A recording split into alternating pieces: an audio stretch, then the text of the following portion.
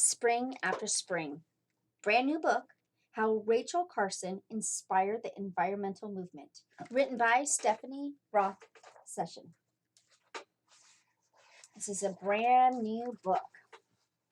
It was dawn when the chorus began. Look at all the birds singing. Rachel didn't want to miss a note. As the midday sun warmed the earth, other musicians chimed in. Life and music were all around. Can you see all the different animals?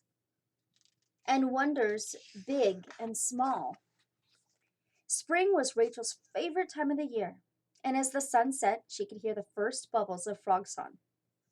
Crickets began their nighttime tune, and bats squeaked a lullaby. At home, there was a warm supper and a big family. Mom played the piano, and Dad sang songs and read stories. Rachel's favorites were those about the sea. As the days grew longer and warmer, the chattering, chirping, and hooting got louder until the gathering calls from migrating birds meant that it was autumn. They were coming together for their long journey through the ocean of air to their wintering homes. But not everyone left.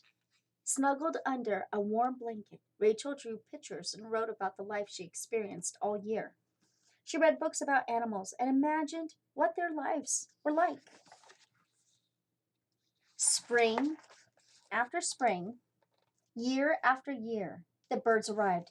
Every season, Rachel watched, listened, and wrote. And like the nestlings, she grew quickly. Then one autumn, it was time for her to go off to college, and she was sure she wanted to be a writer. Until,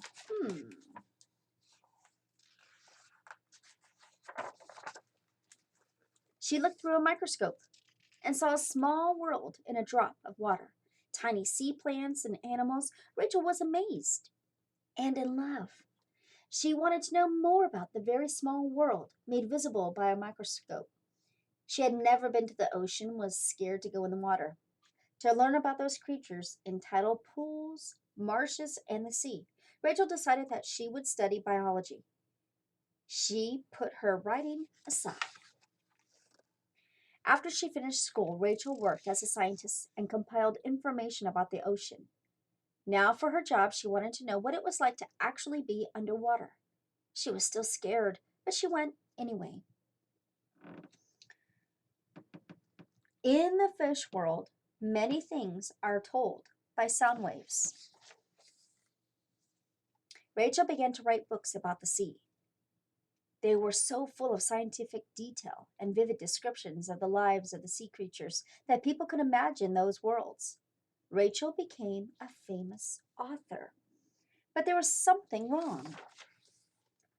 All around nature's voices were going quiet, so Rachel did what she did best. She watched closely, listened carefully, and learned as much as she could about what was happening. Rachel put together scattered facts and found the answer. People wanted to kill bugs that ate their plants, bothered them, and sometimes even made them sick. Chemists created new poisons to solve the insect problems that seemed to work and seemed to be harmless to other creatures and humans. These poisonous chemicals were quickly used everywhere in huge amounts because people thought they were safe. But Rachel found evidence that the poisons were not safe. Poison eaten by microscopic water life eaten by tiny fish eaten by bigger fish eaten by eagles. Eagle eggshells are so thin that they break during incubation. Also, poison coats worms, worms eaten by birds eats many worms coated in poison, and bird dies. And then also, poison coats worms and insects eaten by birds eaten by a fox eats birds, mice, and other animals that have eaten the poison, and then the fox dies. So basically, she's finding that poison that they said was okay, was healthy, it was safe, is actually not. It's killing the wildlife. Where Rachel wrote a book to tell people what she had learned. Silent Spring created a huge ruckus. Some people were inspired to change, but many didn't believe Rachel. Eventually, President Kennedy took notice and began an investigation to find out what was true. Rachel was asked to come to Washington, D.C. and defend her book. She was scared, but she went.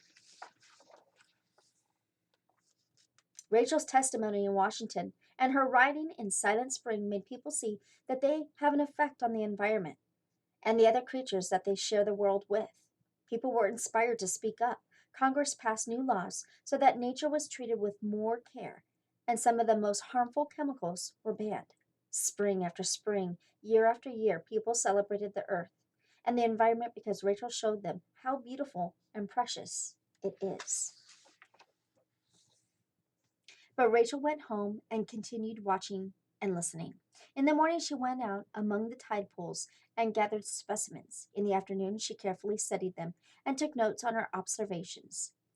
And in the evening, when the tide had gone out again, she returned each creature with great care, exactly in the spot she had found it, exactly where it belonged. Wow, that's really interesting. I had no idea. So, this is a true story. True story. Rachel Carson wrote a book called Silent Spring. And it made such a difference that President Kennedy, noticed it and made a change.